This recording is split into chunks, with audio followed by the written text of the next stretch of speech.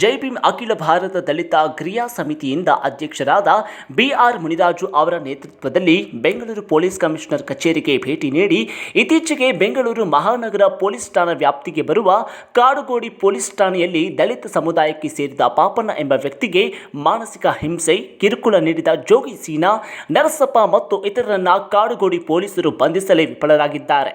ಜೊತೆಗೆ ಹಿಂಸೆ ತಾಳಲಾರದೆ ಪಾಪಣ್ಣ ಆತ್ಮಹತ್ಯೆ ಮಾಡಿಕೊಂಡಿರುವುದು ಇಂದು ಅವರ ಕುಟುಂಬ ಮನೆಯ ಯಜಮಾನನನ್ನ ಕಳೆದುಕೊಂಡು ಕಂಗಾಲಾಗಿದ್ದಾರೆ. ಆ ಕುಟುಂಬಕ್ಕೆ ಪಾಪಣ್ಣ ಅವರ ಸಾವಿಗೆ ಕಾರಣರಾದ ಆರೋಪಿಗಳನ್ನ ಇನ್ನೂ ಬಂಧಿಸದಿರುವುದು ಜೊತೆಗೆ ಆ ಕುಟುಂಬಕ್ಕೆ ಯಾವುದೇ ರೀತಿಯ ಸೂಕ್ತ ಭದ್ರತೆಯನ್ನು ನೀಡದಿರುವುದು ಖಂಡಿಸಿ ಪಾಪಣ್ಣ ಅವರ ಕುಟುಂಬದೊಂದಿಗೆ ಜೈ ಭೀಮ್ ಅಖಿಲ ಭಾರತ ದಲಿತ ಕ್ರಿಯಾ ಸಮಿತಿಯ ಮುಖಂಡರು ಹಾಗೂ ಕಾರ್ಯಕರ್ತರು ಪೊಲೀಸ್ ಕಮಿಷನರ್ ಈ ಒಂದು ಕಚೇರಿಗೆ ಭೇಟಿ ನೀಡಿ ಕುಟುಂಬಕ್ಕೆ ನ್ಯಾಯವನ್ನು ಒದಗಿಸಿಕೊಟ್ಟು ಜೊತೆಗೆ ಕೂಡಲೇ ಆರೋಪಿಗಳನ್ನು ಬಂಧಿಸಬೇಕು ಎನ್ನುವ ಈ ಒಂದು ಹಕ್ಕು ಒತ್ತಾಯವನ್ನು ಕೂಡ ಮನವಿಯನ್ನು ಕೂಡ ಸಲ್ಲಿಸಿದ್ರು. ರಾಜಾರೋಷವಾಗಿ ಬೇಲ್ಗೆ ಹಾಕೊಳಕ್ಕೆ ಹೋರಾಡ್ಕೊಂಡು ರಾಜಾರೋಷವಾಗಿದ್ದಾರೆ. ಇಂಟಿಮೇಷನ್ ಕೊಟ್ರೇನು ಅವ್ರಿಗೆ ಆಲ್ರೆಡಿ ಬಿಫೋರೇ ಹೋಗಿ ತಲುಪ್ತಾ ಇದೆ ಇಂಟಿಮೇಷನ್ನು. ಅರೆಸ್ಟ್ ಮಾಡ್ತಾ ಇಲ್ಲ, ಆರಾಮಾಗಿದ್ದಾರೆ ಅವರೆಲ್ಲ. ಇಡೀ ನಮ್ಮ ಕುಟುಂಬ ಏನಾಗಬೇಕು? ಇದೇ ರೀತಿ ಪಾಪಣ್ಣ ಥರ ಈ ಕಾಲೇಜಲ್ಲಿ ಇದಕ್ಕೆ ಮುಂಚೆನೂ ಎಷ್ಟೋ ಜನ ತೀರ್ಕೊಂಡ್ಬಿಟ್ಟಿದ್ದಾರೆ. ರೌಡಿಗಳು, ಗ್ಯಾಂಗ್ಗಳಿಂದ, ಅಟ್ಟಾಸಗಳಿಂದ ಪೊಲೀಸವ್ರ ಗಮನಕ್ಕೆ ಹೋದ್ರೂ ಎಷ್ಟು ಲೇಸಿಯಾಗಿದ್ದಾರೆ ಅಂತಂದರೆ ನಮ್ಮ ACP ಮೇಡಮ್ ಅವ್ರು, ರೀನಾ ಮೇಡಮ್ ಅವ್ರು ಇದುವರೆಗೂ ನಮ್ಮ MG ಕಾಲೇಜಲ್ಲಿ ಈ ಪ್ರಕರಣ ಆದಮೇಲೆ, ಪಾಪಣ್ಣ ಅವ್ರ ಸಾವು ಆದಮೇಲೆ ಒಂದು ದಿವಸನೂ ಬಂದಿಲ್ಲ. ಅವರು ಏನಾಗಿದೆ ಅಂತ ಗ್ರೌಂಡ್ ಲೆವೆಲ್ ಚೆಕ್ ಮಾಡಿಲ್ಲ. ನಮ್ಮ ಕಾಡುಗೋಡಿ ಪೊಲೀಸ್ ಸ್ಟೇಷನ್ ಕೂಡ ಸರಿನೇ, ನಮ್ಗೆ ನ್ಯಾಯ ಸಿಗ್ತಾಯಿಲ್ಲ ಸ್ವಾಮಿ. ಅದಕ್ಕೆ ನಾವು ACP ಮತ್ತು DCP ಸಾಹೇಬ್ರ ಗಮನಕ್ಕೂ ಹೋಗಿದ್ದೀರಿ, ಇದು ಕಾಡುಗೋಡಿ ಪೊಲೀಸ್ ಇನ್ಸ್ಪೆಕ್ಟರ್ ಗಮನಕ್ಕೂ ಹೋಗಿದ ಮೇಲೇನೋ ನಮಗೆ ನ್ಯಾಯ ಸಿಗ್ತಾಯಿಲ್ಲ. ಅಕ್ಕಿಷ್ಟಗಳು ರಾಜಾರೋಷಕ್ಕೆ ತಿರುಗ್ತಾ ಇದ್ದಾರೆ. ಪಾಪಣ್ಣ ಅವ್ರ ಸಾವಿಗೆ ನ್ಯಾಯ ಸಿಗ್ತಾಯಿಲ್ಲ. ಅದಕ್ಕೆ ನಮ್ಮ ಕಮಿಷನರ್ ಸಾಹೇಬ್ರ ಹತ್ರ ಬಂದು ಮನವಿ ಮಾಡ್ಕೊತಾ ಇದ್ರಿ, ದಯವಿಟ್ಟು ಸಾಹೇಬ್ರೆ ನಮ್ಮ ಕುಟುಂಬಕ್ಕೆ ನ್ಯಾಯ ಕೊಡಿಸಿ, ಪಾಪಣ್ಣ ಅವ್ರ ಸಾವಿಗೆ ನ್ಯಾಯ ಬೇಕು ಸಾಹೇಬ್ರೆ. ಇದೇ ಅಲ್ಟ್ರಾಸಿಟಿ ಕೇಸ್ ಹಾಕ್ಬಿಟ್ಟು ನಮ್ಗೆ ದುಡ್ಡು ಕೊಡಿ ಅಂತ ಹೇಳಿ ಅವ್ರಿಗೆ ತುಂಬ ಹಿಂಸೆ ಕೊಟ್ಟು ಅವರು ಸೂಸೈಡ್ ಮಾಡ್ಕೊಂಡಿದ್ದಾರೆ.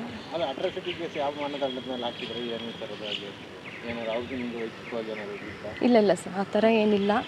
ಈಗ ಅವರೇ ಬರೋದು, ಅಂಗಡಿಗಳ ಹತ್ರ ಬರೋದು, ಇಲ್ಲ ಅವರು ಹಣ್ಣು ಗಾಡಿ ನಿಲ್ಲಿಸಿರೋ ಅಲ್ಲಿ ಬಂದು ಜಗಳ ಮಾಡೋದು, ಸುಮ್ಮನೆ ಜಗಳ ಮಾಡೋದು, ಮತ್ತು ಅವ್ರ ಮೇಲೆ ಅಟ್ರಾಸಿಟಿ ಕೇಸ್ಗಳು ಹಾಕೋದು, ದುಡ್ಡು ಕೊಡ್ರಿ ಅಂತೇಳಿ ದುಡ್ಡು ಕಿತ್ಕೊಳ್ಳೋದು, ಹೀಗೆ ಮಾಡ್ಕೊಂಡವ್ರನ್ನ. ಹಣ್ಣು ವ್ಯಾಪಾರ ಸರ್. ಅಂಗಡಿ ಇದೆ, 1-2 ಗಾಡಿ ಇದ್ದಾವೆ, ಹಣ್ಣುಗಳ ಗಾಡಿ. ಚನ್ಸಂದ್ರ ಹೇಳಿದ್ದೀವಿ, ಸರಿ ನ್ಯಾಯ ಕೊಡಿಸ್ತೀವಿ, ನಾವು ಇದು ಮಾಡ್ತೀವಿ ಅಂತ ಹೇಳಿದ್ದಾರೆ ಸರ್. ಅಲ್ಲಿ ಏನು ನಮ್ಗೆ ನ್ಯಾಯ ಸಿಕ್ಕಿಲ್ಲ ಸರ್. ಅವರೆಲ್ಲ ರಾಜಾರೋಷವಾಗಿ ಅವ್ರು ಓಡಾಡ್ಕೊಂಡೇ ಇದ್ದಾರೆ. ಒಂದು 5-6 ಜನ ಬಂಧಿಸಿದ್ದಾರೆ ಅಷ್ಟೇ, ಮಿಕ್ಕಿದವರೆಲ್ಲ ಬಿಟ್ಟಿದ್ದಾರೆ. ಅವ್ರು ಆರಾಮಾಗಿ ಓಡಾಡ್ಕೊಂಡೇ ಇದ್ದಾರೆ. ನಾವೊಂದು ಕಂಪ್ಲೇಂಟ್ ಹೋಲ್ಡರ್ ನಾನು ಅವತ್ತು. ಯಾಕಂದರೆ ಪಾಪ ಅನ್ಕಾನ್ಷಿಯಸ್ ಆಗಿ ಅವರು ನಮ್ಮಣ್ಣ ಸಡನ್ನಾಗಿ ಡೆತ್ ಆಗಿದ್ದು ನೋಡಿ ಅವ್ರನ್ನೂ ಕೂಡ ಸುಧಾರಿಸ್ಬೇಕಾಗಿದ್ದ ಪರಿಸ್ಥಿತಿ ಹಾಸ್ಪಿಟ್ಲಲ್ಲಿ ಆಯಿತು. ಇಮಿಡಿಯೇಟ್ಲಿ ಇವ್ರನ್ನೂ ಅಡ್ಮಿಟ್ ಮಾಡಿದ್ರಿ ನಾವು. ಸೊ ಕಂಪ್ಲೇಂಟ್ ಹೋಲ್ಡರ್ ನಾನು ಅದರಿಂದ ಬರೋಬ್ಬರಿ ಅವ್ರ ಗ್ಯಾಂಗು 40 ಜನಕ್ಕೂ ಮೇಲೆ ಇದ್ದರು ಸರ್. ಬಟ್ ನಾನೊಂದು 20 ಜನಕ್ಕೆ ಹತ್ತತ್ರ ನಾನು ಕಂಪ್ಲೇಂಟ್ ಮೇಯ್ನು ಈ ರೌಡಿಗಳದ್ದು ನಮ್ಮಣ್ಣ ಯಾರ್ಯಾರ ಹೆಸರು ಪ್ರಸ್ತಾಪ ಮಾಡಿದ್ನೋ ಅವ್ರದ್ದೆಲ್ಲ ಕೊಟ್ಟಿದ್ದೆ. ಅದರಲ್ಲಿ ಫಿಲ್ಟ್ರ್ ಮಾಡಿ ಇಷ್ಟು ಕೊಡಿ ಸಾಕು ಅಂತ ಗೈಡ್ಲೈನ್ ಕೊಟ್ಟರು DCP ಸಾಹೇಬರು. ಅದರಲ್ಲಿ ಮುರುಗನ್ನು ಮತ್ತು ಇವ್ರ ಹೆಸರೆಲ್ಲ ಬಿಟ್ಬಿಟ್ಟಿದ್ದಾರೆ. ನಮ್ಮಣ್ಣ ಅವ್ರು ಸಾಯೋಕ್ಕೆ ಮುಂಚೆ ಅವರು ಹೇಳಿಕೆನೇ ಕೊಟ್ಟಿದ್ದಾರೆ, ಮುರುಗನ್ನು ಇದೆಲ್ಲ ಇದೆ ಅಂತ. ಇವನ್ನೆಲ್ಲ ಬಿಟ್ಬಿಟ್ಟು ಇವತ್ತು ರಾಜಾರೋಷ ಓಡಾಡ್ಕೊಂಡಿದ್ದಾರೆ ಸಾಹೇಬ್ರೆ. ಸರ್ ಎಲ್ಲರಿಗೂ ಜೈ ಭೀಮ್ ಬಂಧುಗಳೇ. ನಾವು ಇವತ್ತು ದಲಿತರ ಪರವಾಗಿ ನ್ಯಾಯ ಸಿಕ್ಕಲಿ, ಅನ್ಯಾಯದ ಯಾರಿಗೆ ಅನ್ಯಾಯ ಆಗಿರ್ತದೋ ಅವ್ರಿಗೆ ಧ್ವನಿಗೂಡಿಸೋಕ್ಕೆ ನಾವು ಇವತ್ತು ಒಂದು ಫ್ರೀಡಮ್ ಪಾರ್ಕಲ್ಲಿ ಪ್ರೊಟೆಸ್ಟ್ ಇಟ್ಕೊಂಡಿದ್ವಿ. ಆ ಪ್ರೊಟೆಸ್ಟ್ ಇಟ್ಕೊಂಡಿರೋ ವಿಚಾರ ಏನಂದರೆ, ಕೆಲವು ಮುಖ್ಯವಾಗಿ ನಮ್ಗೆ ಅನ್ಯಾಯ ಆಗ್ತಾ ಇರೋದು ಗೃಹ ಇಲಾಖೆ, ಆಮೇಲೆ ಕಂದಾಯ ಇಲಾಖೆ, ಸಾರಿಗೆ ಇಲಾಖೆ, ಶಿಕ್ಷಣ ಇಲಾಖೆ, ಆಮೇಲೆ ಗ್ರಾಮೀಣಾಭಿವೃದ್ಧಿ ಮತ್ತು ಪಂಚಾಯತ್ ರಾಜ್ ಇಲಾಖೆ. ಇಷ್ಟು ಇಲಾಖೆಗಳಿಂದ ನಮಗೆ ದಲಿತರು ಭಾಳ ಸಮಸ್ಯೆಗಳಾಗ್ತಾಯಿದೆ. ಆ ಒಂದು ಸಮಸ್ಯೆಗಳಲ್ಲಿ ಮೇಯ್ನಾಗಿ ನಮಗಿರೋಂಥ ಸಮಸ್ಯೆ ಏನಂದರೆ, ನಮಗೆ ಪೊಲೀಸ್ ಇಲಾಖೆಯಲ್ಲಿ, ಗೃಹ ಇಲಾಖೆಯಲ್ಲಿ ಸಮಸ್ಯೆ. ಗೃಹ ಇಲಾಖೆಯಲ್ಲಿ ಸಮಸ್ಯೆಗಳಂದರೆ ನಾವು ಹೇಳ್ಕೊಂಬಾರ್ದು ಅಂಥ ಸಮಸ್ಯೆಗಳಿದೆ. ಅದರಲ್ಲಿ ನಾವು ಕಾಡುಗೋಡಿ ಪೊಲೀಸ್ ಸ್ಟೇಷನ್ ಲಿಮಿಟ್ಸಲ್ಲಿ ಈಗಾಗಲೇ ನಮ್ಮ ಒಂದು ಸಂಘಟನೆಯವರು ಕಾರ್ಯಕರ್ತರು ಅವ್ರ ಮೇಲೆ ಇಲ್ಲ ಸಲ್ಲದ ಆರೋಪಗಳನ್ನು ಹೊರಿಸಿ ಸುಮಾರು 2021ರಲ್ಲಿ ಒಂದು ದಲಿತರ ಮೇಲೇ ದಲಿತರು ಸೇರ್ಕೊಂಡು ಅಟ್ರಾಸಿಟಿ ಕೇಸ್ ಮಾಡ್ತಾರೆ. ಆ ಕೇಸ್ ವಿತರಣೆ ಆಗೋಕ್ಕೆ 10 ಲಕ್ಷ ಪರಿಹಾರನ ತೊಗೊಂಡ್ಬಿಡ್ತಾರೆ ಇವ್ರ ಕಡೆಯಿಂದ ಕೇಸ್ ವಿತರಣೆ ಮಾಡೋಕ್ಕೆ. ಅದು ಹಂಗೆ ಪೆಂಡಿಂಗ್ ಇರ್ತದೆ. ತಿರ್ಗಿ ನಂತರ ಬಂದ್ಬಿಟ್ಟು ತಿರ್ಗಿ ಸಣ್ಣ ಪುಟ್ಟ ಕಂಪ್ಲೇಂಟ್ಗಳು ಕೊಡೋದು. ಅದರಲ್ಲಿ ಪಾಪಣ್ಣನೋ ಏನು ಮೊನ್ನೆ ಲಾಸ್ಟ್ ಟೈಮು ಬೆಸೆದು ಆಮೇಲೆ ಈ ಒಂದು ಕಿರುಕುಳಕ್ಕೆ ತಾಳಲಾರ್ದ ಮಾತ್ರೆಗಳು ತಗೊಂಡು ಸೂಸೈಡ್ ಮಾಡ್ಕೊತಾರೆ. ಭಾಳ ಬೇಸರ ಆಯಿತು ಆ ವಿಚಾರದಲ್ಲಿ. ಅದಕ್ಕಿಂತ ಹಿಂದುವಾಗಿ 2 ದಿನ ಇಂಚೆ ನಾವು ಕಮಿಷನರ್ ಸಾಹೇಬ್ರ ಹತ್ರ ಬಂದು ಮಾತನಾಡ್ಕೊಂಡು ಸರ್ ಹಿಂಗಾಗ್ತಾ ಇದೆ, ದಯವಿಟ್ಟು ಅಲ್ಲಿ ನಮಗೆ ಪೊಲೀಸ್ ಅಧಿಕಾರಿಯಾದಂಥ ನಮ್ಮ ರೀನಾ ಸುವರ್ಣ ಅವರು ಯಾವುದೇ ರೀತಿಯಲ್ಲಿ ನ್ಯಾಯ ಕೊಡ್ತಾ ಇಲ್ಲ. ಅವ್ರನ್ನ ವರ್ಗಾವಣೆ ಮಾಡಿ ಭಾಳ ಕಷ್ಟ ಆಗ್ತಾಯಿದೆ. ಅವರು ಹೋಗ್ಬಿಟ್ರೆ ನಮಗೆಲ್ಲ ಸರೋಗ್ತದೆ ಅಂತ ನಾವು ಹೇಳ್ಬಿಟ್ಟು ಹೋಗ್ದ್ವಿ.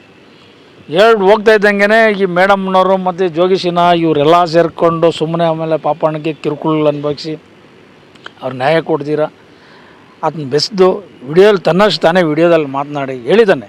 ಮೊದಲು ಇವತ್ತು ನಾನು ಇದೇ ಪ್ರಪಂಚನೇ ಬಿಟ್ಟು ಹೋಗ್ತಾ ಇದ್ದೀನಿ, ನನ್ನ ಫ್ಯಾಮಿಲಿ ಬಿಟ್ಟು ಹೋಗ್ತಾ ಇದ್ದೀನಿ, ನನ್ನ ತಂಗಿನ ಕಾಪಾಡಿ, ನನ್ನ ಹೆಂಡತಿ ಮಕ್ಕಳನ್ನ ಕಾಪಾಡಿ, ಪ್ರತಿಯೊಂದು ಇದು ನನ್ನ ನ್ಯಾಯ ಕೊಡಿ ಅಂತೇಳಿ ನಾವ್ಯಾರು ಇದು ಹೇಳಿದವರಲ್ಲ ಆಜ್ಞೆ ತನ್ನ ಧ್ವನಿ ಸ್ವರಳಿಯಿಂದ ಮಾತನಾಡಿ ಇದಕ್ಕೆಲ್ಲ ಮುಖ್ಯ ಕಾರಣ ನರಸಪ್ಪ ಮಾದಿಗ ದಂಡೋರ. ಅವ್ರ ಹೆಸರನ್ನು ಅವ್ರಿಗೆ ಹೇಳಕ್ಕೆ ಬರ್ದಿರೋ ಮಾದಿಗ ದಂಡೋರ ಅಂತ ಹೇಳವ್ರೆ. ಆ ಮಾದಿಗ ದಂಡೋರ ಅಂತ ಹೇಳಿದಕ್ಕೆ ಕೆಲವು ಅಲ್ಲಿರೋಂಥ ಈ ಸಂಘಟನೆಗಳಲ್ಲಿ ಹೋರಾಟನೇ ವಿಚಾರ ಗೊತ್ತಿಲ್ದಿರ ನಮ್ಮ ಮಾದಿಗರನ್ನೆಲ್ಲ ಬೈಕ್ ಅಂತಾರೆ ಮೇಡಮ್ ಅವರು ಅಂತಂತೇಳಿ ಹೇಳಿದ್ರು. ಅಂಥವ್ರಿಗೂ ಒಂದು ಕಿವಿ ಮಾತು ಹೇಳ್ತೀನಿ, ನಿಮಗೇನಾದ್ರೂ ಅಂಥ ಏನಾನ ನೀವು ವೈಯಕ್ತಿಕವಾಗಿ ಮುನ್ರಾಜು ಮಾದಿಗ, ಬೇರೆ ವೆಂಕಟೇಶ್ ಮಾದಿಗ, ಶೋಭಾ ಮಾದಿಗ, ಬೇರೆ ಅಂಥವ್ರನ್ನೇನೋ ವೈಯಕ್ತಿಕ ಅವ್ರೇನು ಮಾತಾಡಿದರೆ ಮಾತಾಡಬೇಕು. ಈಗ ನೊಂದಿರೋದು ನಮ್ಮ ಮೇಡಮ್ ಅವ್ರ ಕುಟುಂಬಸ್ಥರು, ಕಷ್ಟ ಆಗಿರೋದು ಯಾರಿಗೆ? ಪಾಪಣ್ಣವ್ರ ಕುಟುಂಬಸ್ಥರಿಗೆ. ಪಾಪಣ್ಣವ್ರ ಫ್ಯಾಮಿಲಿನ ಚೆನ್ನಾಗಿರಬೇಕು. ಈ ಅವಿವೇಕಿಗಳೇನಾನ ಅವ್ರಿಗೆ ತೊಂದರೆ ಕೊಟ್ಟಿಲ್ಲ ಅಂದ್ರೆ ಆತನ ಯಾಕೆ ಸಾಯ್ತಾ ಇದ್ದ? ಬೇರೆಯವ್ರ ಮೇಲೆ ಯಾಕೆ ಇದೆಲ್ಲ ಕೇಸ್ಗಳಾಗ್ತಾಯಿತ್ತು? ಈ ಕೇಸ್ಗಳಲ್ಲಿ ವ್ಯವಸ್ಥಿತವಾದಂಥ ಏನು ನೀವು ಚಾರ್ಜ್ ಶೀಟ್ ಹಾಕ್ತಿರೋ ಆ ಆರೋಪ ಪಟ್ಟಿಯಲ್ಲಿ ವ್ಯವಸ್ಥಿತವಾದಂಥ ಸೆಕ್ಷನ್ಗಳಾಕಿ ಅವ್ರಿಗೆಲ್ಲರೂ ಪನಿಷ್ಮೆಂಟ್ ಹಾಕು. ಆಮೇಲೆ ಮೊನ್ನೆ ಯಾರು ಎರಡನೇ ಆರೋಪಿಗಿದ್ದಾರೋ ನರಸಪ್ಪ ಅನ್ನೋರು, ಈಗ ಅವ್ರು ಮಾದಿಗ ದಂಡೂರಲ್ಲಿ ರಾಜ್ಯಾಧ್ಯಕ್ಷರಾಗಿದ್ದು ಮಾದಿಗ ದಂಡೂರು ರಾಜ್ಯಾಧ್ಯಕ್ಷರು ಅಂತ ಹೇಳ್ತಾರೆ. ಅವರು ಮಾದಿಗ ದಂಡೂರಲ್ಲಿ ರಾಜ್ಯಾಧ್ಯಕ್ಷರಲ್ಲಿ ಬರೀ ನರಸಪ್ಪನನ್ನೇ ಪ್ರಸ್ತಾವನೆ ಮಾಡ್ತಾಯಿದ್ರು. ಈಗ ನರಸಪ್ಪನ ಹಿಂಗೆ ಮಾಡಿದಾನೆ ತಪ್ಪು ಮಾಡೋಣ ಅಂತೇಳಿ ನಾವು ಮಂದಾಕೃಷ್ಣ ಮಾದಿಗೆಯವರಿಗೆ ಹೋಗಿ ಮಾಹಿತಿ ಕೊಟ್ಟು ಬಂದಿದ್ದೀವಿ. ಆಮೇಲೆ ನನ್ನದು ರಾಮಕೃಷ್ಣ, ತಿಲೋಕ್ ಚಂದ್ರು ಮತ್ತು ಆಮೇಲೆ ಕೆಲವು ದೇವರಾಜ್ ಅನ್ನೋರು ಎಲ್ಲ ಮಾದಿಗ ದಂಡೂರಲ್ಲೂ ನನ್ನ ಮಾತನಾಡಿ ಇವ್ರ ಮನೆಗೆ ಹೋಗೋಣ ಅಣ್ಣ, ಬನ್ನಿ ಅಣ್ಣ ಮಾತಾಡೋಣ. ನಾನು ಅಂತಂಗೆಲ್ಲ ಬರಲ್ಲಪ್ಪ, ನಿಮ್ದೇನಿದೆ ನೀವು ಡೈರೆಕ್ಟಾಗಿ ಹೋಗಿ ನೀವು ಮಾತನಾಡ್ಕೊಂಡು ಇದು ಮಾಡ್ಕೊಳ್ರಿ. ನಾನು ಆ ವಿಚಾರದಲ್ಲಿ ಏನೇನು ಮಾತಾಡ್ತೀಯಾ? ನೊಂದಂಥ ಕುಟುಂಬಕ್ಕೆ ನ್ಯಾಯ ಕೊಡಬೇಕು. ಆರೋಪಿಗಳು ಬಂದಿಸಲಿ ಪೊಲೀಸ್ ಅಧಿಕಾರಿಗಳು. ಅವ್ರು ಬಂದಿಸಿದ ನಂತರ ಕುತ್ಕೊಂಡು ಆಮೇಲೆ ನೀವು ಮಾತಾಡ್ಕೊಳ್ರಿ. ಇದರಲ್ಲಿ ಶರಣಾಗೋಂಥ ಪ್ರಶ್ನೆ ನನ್ನಲ್ಲಿ ಬರೋಲ್ಲ. ನಾನು ಅಂಥ ಹೋರಾಟಗಾರ ಅಲ್ಲ. ಎಲ್ಲಿ ನೊಂದವರ ನನ್ನ ಹತ್ರ ಬಂದಾದ್ಮೇಲೆ ನ್ಯಾಯ ಕೊಡೋದು ಅನ್ನೋದು ನನ್ನ ಒಂದು ಅಭಿಪ್ರಾಯ ಐತೆ. ಯಾವುದಕ್ಕೂ ನಾನು ಬರಲ್ಲ ಅಂತ ಒಂದು ವಿಚಾರ ತಿಳಿಸಿದ್ದೀವಿ. ಈ ವಿಚಾರದಲ್ಲಿ ಪೊಲೀಸ್ ಅಧಿಕಾರಿಗಳು ಕೆಲವು ಆರೋಪಿಗಳನ್ನ ಬಂದಿಸೋರೆ, ಕೆಲವು ಆರೋಪಿಗಳನ್ನ ಬಂದಿಸಿಲ್ಲ. ಈಗ ಸಾಹೇಬರು ಹೇಳಿದ್ದಾರೆ ಇಮ್ಮಿಡಿಯೇಟ್ಲಿ ನಾನು ಅವ್ರನ್ನ ಯಾರು ಬಂಧಿಸಬೇಕು ಅದನ್ನು ವ್ಯವಸ್ಥಿತ ಮಾಡ್ತೀನಿ ಅಂತ ಹೇಳಿದ್ರೆ 1 ವಾರ ಗಡುವು ಕೊಡ್ತೀವಿ ಪೊಲೀಸ್ ಇಲಾಖೆಗೆ. 1 ವಾರದಲ್ಲಿ ಏನಾದ್ರೂ ಕೊಡಲಿಲ್ಲ ಅಂದರೆ ಗೃಹ ಇಲಾಖೆ ಸಚಿವರು ಯಾರಿದ್ದಾರೋ ಪ್ರಿಯಾಂಕ್ ಖರ್ಗೆ ಅವರು ರಾಜೀನಾಮೆ ಒತ್ತಾಯಿಸಿ ಬೃಹತ್ ಪ್ರತಿಭಟನೆ ಮಾಡ್ತೀವಿ. ಅಲ್ಲಿ ಇರೋಂಥ ACPಯರು ಇದುವರೆಗೂ ನಾವು ನೊಂದಂಥ ಕುಟುಂಬವ್ರ ಮನೆಗೆ ಹೋಗೊಂದು ಸ್ವಾಂತನ ಹೇಳಿಲ್ಲ. ನಾವು ಇದ್ದೀವಂತ ಧೈರ್ಯ ತುಂಬ್ತಾ ಇಲ್ಲ. ಒಬ್ಬ ಮಹಿಳೆಯರಿಗೆ ಹೇಳೋಕ್ಕಾಗಲಿ ಅಂತ ಒಬ್ಬ ACP ಪೊಲೀಸ್ ಆಫೀಸರ್ಸು ಏನು ಕಾಲಿರಬೇಕು?